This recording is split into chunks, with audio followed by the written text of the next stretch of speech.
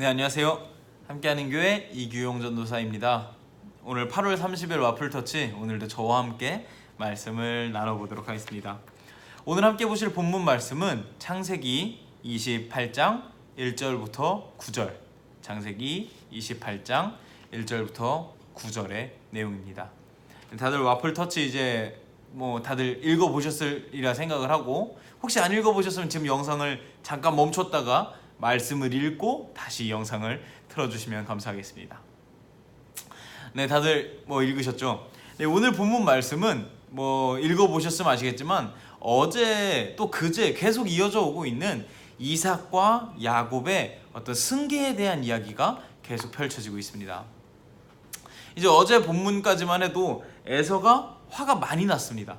그래서 얼마나 많이 났냐면 동생 야곱을 죽여버리겠다라고 선포할 정도로 에서가 화가 많이 났습니다. 이 이야기를 들은 리브가가 야곱을 죽게 놔둘 수가 없어서, 또 야곱이 죽고 또 살인자가 된 에서도 잃을 수 없어서 두 아들을 잃을 수 없다며 야곱을 이제 먼 땅에 있는 이제 본인의 오빠, 이 야곱의 입장에서는 외삼촌이겠죠. 이제 라반의 집으로 돌려보내겠다고 이삭에게 설득하는 장면까지가 어제의 본문이었습니다. 오늘 본문 말씀에서는 이제 이삭이 이 이야기를 듣고 이거 좀 타당한 이야기인 것 같다 라고 생각을 하고 야곱을 축복하고 야곱에게 앞으로 어떻게 진로를 계획하고 어떤 결혼을 해야 하는지 잘 조언한 후에 보낸 것까지 이야기가 나오고요. 이 이야기를 들은 에서가 너무너무 화가 난 나머지 갑자기 이방 여인 이제 느바요의 누이 동생이 마할라, 즉 이스마엘의 딸을 이스마엘의 이제 손녀를 자신의 와이프로 맞이하게 되는 장면까지가 오늘의 말씀의 내용들입니다. 이제 본격적으로 이제 말씀에 대해서 좀 더 디테일하게 설명하기 전에 먼저 한 가지 좀 질문을 드리고 싶은데요. 여러분은 혹시 하루에 몇 번의 선택을 하는지 좀 생각해 보시겠어요? 나는 과연 하루에 몇 가지의 선택을 할까? 네, 한번 고민해 보셨나요? 한 연구에 따르면 인간은 하루에 총 150번 정도의 선택을 한다고 합니다. 이 선택이라고 하는 것은 아주 사소한 것부터 중요한 것까지 있을 텐데요. 사소한 것은 당장 저만 해도 오늘 이 영상을 찍으러 오기 직전에 카페에 가서 자몽에이드를 먹을까 아메리카노를 먹을까 고민을 하다가 선택을 했고요. 운전을 하다가도 왼쪽으로 꺾을까 오른쪽으로 꺾을까 어느 길이 더 빠를까 고민하고 결정하는 것도 선택입니다. 이 큰 일은 말할 것도 없겠죠. 이 계약을 할까 말까, 이 건물을 어떻게 할까 말까, 지금 나의 진로를 이렇게 결정할까 말까, 우리의 인생에 크고 작은 선택이 정말 많이 있습니다. 그래서 이런 이야기가 있습니다. 순간의 선택이 나의 평생을 좌우한다 라는 이야기가 있죠. 철학자 장폴 사르트르는 아주 유명한 얘기지만 이런 이야기를 했습니다. 인생은 B와 D 사이에 있는 C다. 이게 무슨 말인지 많이 들어보셨을 겁니다. 인생은 B, birth, 태어나면서부터, D, death, 죽을 때까지, C, choice, 선택하며 살아가는 존재다라고 이야기했습니다. 그리고 이것이 저는 아주 맞는 이야기 같습니다. 오늘의 본문 말씀도 이제 리브가는 오늘 본문 말씀에 등장하지 않지만 어제 등장했던 3명 똑같이 등장을 해서 어떠한 선택을 감행합니다. 먼저 이삭의 경우는 분명히 어제의 본문까지만 해도 야곱 때문에 몸을 부들부들 떨 정도로 화가 많이 났다라고 이야기합니다. 하지만 그럼에도 불구하고 오늘 이삭의 모습을 보면 야곱을 대하는 태도에 있어서 조금 다른 선택을 하게 되었다는 것을 볼 수 있습니다. 어제까지만 해도 많이 화를 냈던 이 이삭이 오늘은 야곱을 불러다가 친절히 축복해주고 앞으로 너의 인생을 어떻게 살아야 한다고 조언해주고 더 나아가서 어떤 신부감을 만나야 하는지까지 이야기해줍니다.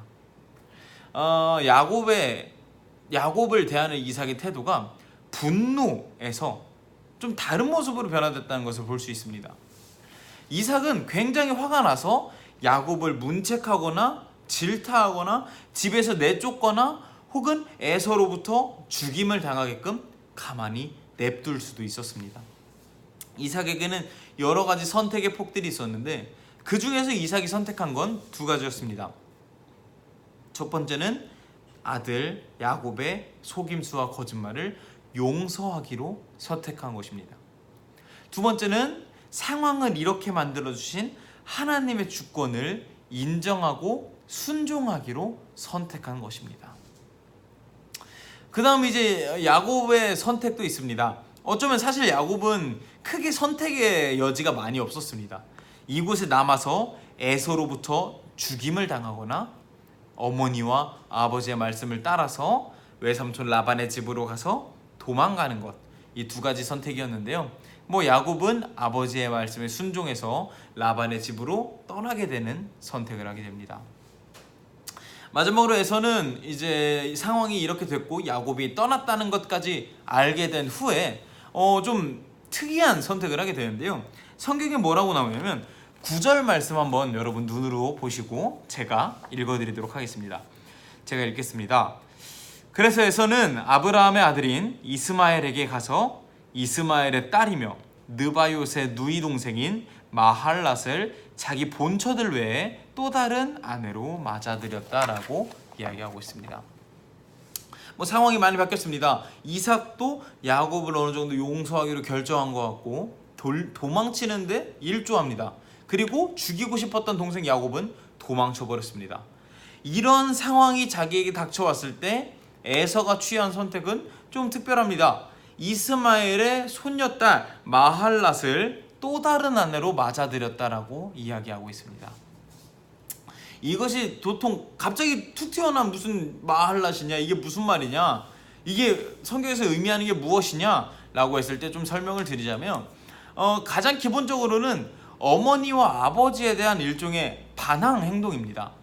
어제 본문 말씀 27장 46절 말씀에 보면 리브가가 왜 에서가 아닌 야곱이 장자권을 받을 만한, 축복을 받을 만한 존재라고 생각했는지, 왜 차별했는지에 대해서 무엇이라고 설명을 하냐면 에서가 외갓 이제 이방 여자를 데리고 왔기 때문에 내가 그게 너무 지긋지긋하다라고 설명하고 있습니다. 그랬던 이제 리브가가 야곱을 이제 라반으로 도망치게 하기 위해서 이삭을 설득할 때도 마찬가지 이야기를 합니다.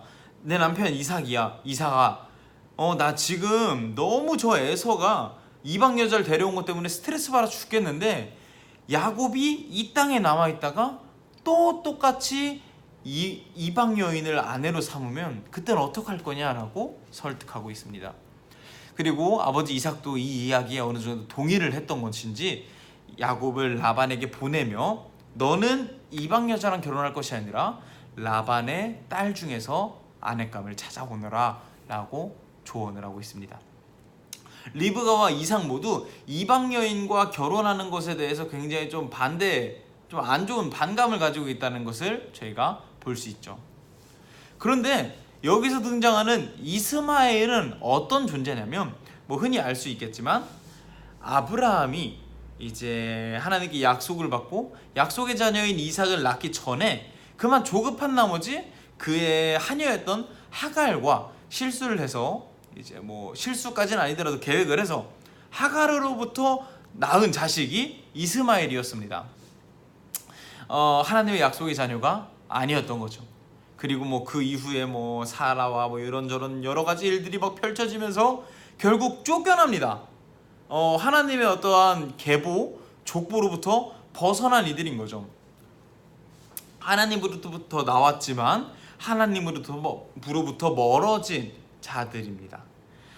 그래서 나중에 이들이 쭉 자녀를 낳아서 블레셋의 어떤 시조가 되기도 하고 여러모로 하나님과 반대되는 개념의 이제 그 첫 스타트가 이스마엘이라는 자입니다. 근데 그 이스마엘의 자녀, 손녀를 아내로 취했다라는 것은 나도 단순히 리브가와 이삭에게 반항심을 보이는 것 이상의 의미를 담고 있는데 나도 하나님의 계획이 아닌 다른 내 맘대로 내 선택대로 하겠다라고 결정한 것이죠. 이들의 선택 가운데 굉장히 좀 여러 가지 양상이 보이는데, 가장 먼저 이삭은 이런 상황 가운데서 야곱을 용서하기로 선택하고 야곱을 이제 더 지혜로운 방향으로 나아가게 하기 위해서 이제 라반으로 보내는 것을 선택하고, 또 더 나아가서 상황을 이렇게 만드신 하나님의 어떠한 뜻을 인정하는 것을 선택합니다. 그리고 야곱은 뭐 앞뒤 상황 잘 모르는 것 같아요. 굉장히 수동적인 자세입니다. 하지만 그럼에도 불구하고 한 가지, 아버지께서 나를 축복해 주셨다는 것을 기억하고 나를 축복해 주신 아버지의 말의 뜻에 순종하며 생판 잘 모르는 땅으로 떠납니다. 반면에 에서는 이런 상황에서 아버지의 말도 듣지 않고 어머니의 말도 듣지 않고 더 나아가서는 하나님의 주권에서 벗어나서 내 맘대로 하기로 선택합니다. 같은 상황, 같은 사건이 펼쳐졌음에도 불구하고 이 사건의 여러 가지 등장인물들이 굉장히 다른 선택들을 하는 것을 저희가 볼 수 있습니다. 우리의 인간은 이 단순한 한 번의 선택, 한 번의 혈기로운 선택, 혹은 한 번의 지혜로운 선택 때문에 우리의 인생이 굉장히 틀어지고 돌아가게 되고, 혹은 지름길로 가게 되고 하나님의 뜻대로 가게 되고 여러 가지 양상을 보이고 있습니다. 갈라디아서 5장에 보면은 두 가지의 이야기가 나오는데요. 첫 번째는 육체의 소욕과 정욕을 따라 살았을 때 어떠한 현상이 펼쳐지는지에 대해서 이야기하는데요. 간단하게 설명을 드리면 뭐 음행, 더러움, 뭐 음란, 우상, 뭐 마술, 미움, 다툼, 질투, 이기심, 편가르기, 뭐 분열, 시기, 술 마시기 등등등, 뭐 이렇게 우리의 죄악에 대해서 나오고요. 이것이 다 끝나자마자 무엇을 설명하냐면 성령의 열매에 대해서 설명하고 있습니다. 사랑, 기쁨, 평화, 오래 참음, 뭐 자비, 착함, 성실, 온유, 뭐 절제 등등등등등. 바울은 과연 왜 성령을 따르는 성령의 열매와 육체를 따르는 육체의 소욕을 바로 이어붙여서 우리에게 설명하고 있을까요? 바로 그것은 우리의 순간의 선택이 나를 성령의 열매 맺는 삶으로 이끌기도 하고요, 육체의 소욕을 따르는 삶으로 이끌기도 합니다. 육체 소욕을 따르는 일에 가장 첫 번째로 음란이 나옵니다. 그리고 성령의 열매에서 가장 첫 번째로 사랑이 나옵니다. 이 사랑과 음란은 굉장히 좀 한 끗 차이가 될 수 있습니다. 맨 처음 시작에는 뭐 어떠한 한 사람을 연모하는 마음에 시작할 수 있지만, 이것이 한 번의 선택이 나는 사랑, 나는 음란으로 가게 된다면 이거 시간이 지나면 지날수록 갭이 더 커지게 됩니다. 맨 마지막에 나타나고 있는 육신의 소욕을 따르는 맨 마지막에는 술을 진탕 마시고 흥청망청 노는 잔치에 대해서 설명하고 있습니다. 그리고 성령의 열매는 마지막에 절제에 대해서 설명하고 있습니다. 지금 순간 나의 어떠한 유흥의 유혹이 닥쳐왔을 때 오늘 하루만 놀지 뭐 라는 선택이 그 끝에는 하나님께서 원하시지 않는 육체의 소욕을 따르는 삶으로 가게 되어 있고, 지금 한번 참자라는 것이 성령의 열매인 절제를 맺는 삶으로 가게 된다라고 이야기하고 있습니다. 뭐 여러 가지 나옵니다. 뭐 자비, 그리고 뭐 분열, 이 두 가지도 순간 참는 것이 이제 뭐 순간의 선택이 자비로 가느냐 분열로 가느냐 등등등 여러 가지 결정이 나게 됩니다.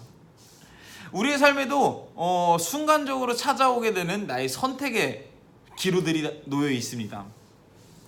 이삭과 야곱과 에서처럼 말이죠. 같은 사건이었습니다. 하지만 그 선택이 천차만별이었습니다. 그리고 그 잘못된 선택을 한 에서는 하나님의 주권으로부터 벗어난 선택을 하게 됩니다. 우리의 삶에도 매일같이 찾아오게 되는 여러 가지 사건들이 있습니다.